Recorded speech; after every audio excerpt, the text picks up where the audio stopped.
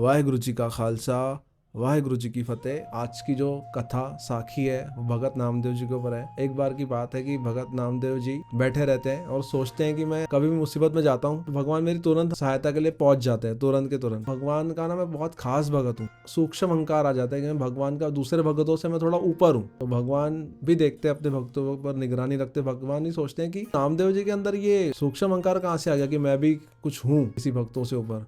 तो भगवान जी तुरंत जाते हैं नामदेव जी के पास। तो नामदेव जी भगवान को देख के प्रणाम करते हैं और कहते हैं कि भगवान आइए, मैं आपके बारे में ही सोच रहा था। तो भगवान जी कहते हैं कि हाँ, क्या सोच रहे थे। नामदेव जी कहते हैं कि मैं ये सोच रहा था कि मैं कुछ खास भगत हूँ, श्रेष्ठ भगत हूँ मैं आपका।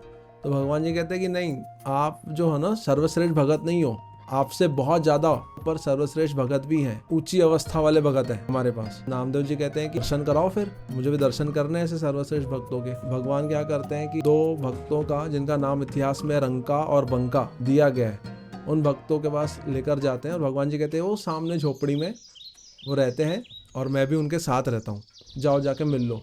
नामदेव जी जाते हैं, वहाँ पे देखते हैं कि झोपड़ी में माता जी हैं, वो रंका और बंका की माँ रहती हैं, वो हल्दी कूट रहे रहते हैं। भगत नामदेव जी जाते हैं उस कुटिया में, माता जी को प्रणाम करते हैं और कहते हैं कि भगवान ये रहते हैं क्या। कहते हैं हाँ। तो उस कुटिया में ना एक टूटी हुई चारपाई की पलंग रहती है। उस पलंग के तीन जो है पैर वो सही सलामत रहते हैं, एक पैर पूरा टूटा हुआ रहता है, तो उसको पत्थर के सहारे से खड़ा किया रहता है। नामदेव जी देखते हैं पूरा कि टूटी हुई पलंग है और ये झोपड़ी भी बड़ी ठीक ठाक है, इतनी कोई खास झोपड़ी नहीं है। तो नामदेव जी कहते हैं माता जी से कि भगवान ये रहते हैं। बोले हाँ। तो माता जी को बोलते हैं कि वो कहीं और आप उनको बोलते नहीं हो जाने के लिए। माता जी कहते हैं हम तो वो कहते हैं कि जाओ, इतने बड़े मंदिर है आपके लिए, इतना अच्छा आपके लिए स्थान बनाया हुआ है। तो कहते हैं कि नहीं। भगत नामदेव जी कहते हैं कि रंका बंका यहीं रहते हैं। माता जी कहते हैं हाँ, रंका और बंका यहीं रहते हैं। आपकी भगवान से बात हुई है। बोले हाँ, बात हुई है। बोले पता नहीं, बोले एक नया नया भगत आया है, भगवान जी ने उसकी हर छोटी छोटी बात पे आ जाते हैं उनको दर्शन देने मुसीबत के समय में। उनका नाम है नामदेव। पता नहीं कौन सा ये भगत है और उन्होंने अपने मन में ये भी धारण कर लिया है कि वो सबसे सर्वश्रेष्ठ भगत है। नामदेव जी कहते हैं कि जिसके बारे में आप बात करें वो नामदेव मैं ही हूँ। तो माता जी कहते हैं कि अच्छा, तो तुम हो। तो नामदेव जी को बैठने के लिए कहते हैं। नामदेव जी कहते हैं कि नहीं, मुझे बैठना नहीं है। तो कहते हैं कि अभी कहाँ है रंका बंका। कहते हैं वो जंगल में लकड़ी काटने गए। रंका बंका को ढूंढने के लिए नामदेव जी चले जाते हैं जंगल की ओर। जंगल की ओर जाते समय उन्हें भगवान मिलते हैं रास्ते में। उसी समय रंका और बंका जंगल से लकड़ी काटते हुए आ रहे होते हैं। तो भगत नामदेव जी कहते हैं कि आप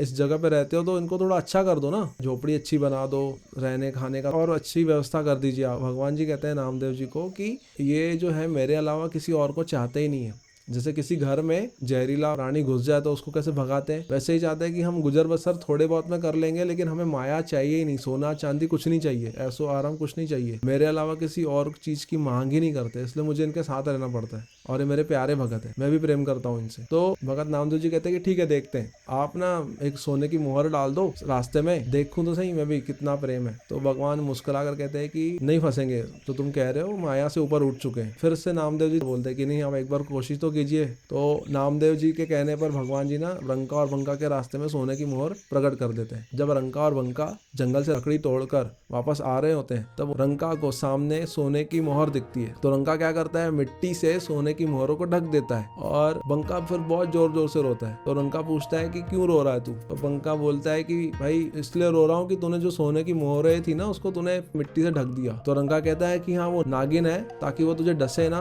और तेरी नजर ना पड़े। बंका बोलता है कि मैं इसलिए रो रहा हूँ कि भाई जो सोने की जो मोहरें और मिट्टी में फर्क समझता है अभी भी, मेरी नजरों में सोने की मोहरें और मिट्टी एक ही है। तेरी अभी तक ये भी अवस्था नहीं आई कि तू सोने और मिट्टी को तू एक नहीं समझता, तेरी नजरों में सोना और मिट्टी अभी भी अलग अलग है, तो अभी तक माया से ऊपर नहीं उठ पाया है, इसलिए मैं रो रहा हूँ। तो उनका बैराग देख के भगवान आते हैं उनके पास और कहते हैं कि मुझे नामदेव ने कहा था, इसलिए मैंने ये सोने की मोहरें डाल के तुम्हारी परीक्षा ली। बैराग में रहते हैं तो उनको चुप कर आते हैं रोते हुए दोनों को, रंका और बंका को। और नामदेव जी कहते हैं कि देख लिया, ये सिर्फ मुझे चाहते हैं, सोना चांदी और कुछ भी नहीं चाहते। नामदेव जी समझ जाते हैं कि हाँ, ये बहुत ऊंचे भगत है, सर्वश्रेष्ठ भगत है और उनका जो सूक्ष्म अहंकार है वो टूट जाता है। अगर आपको वीडियो पसंद आई हो, वीडियो को लाइक कीजिए, चैनल को सब्सक्राइब कीजिए, मुझे इसी प्रकार मोटिवेशन देते रहिए। वाहिगुरु जी का खालसा, वाहिगुरु जी की फतेह।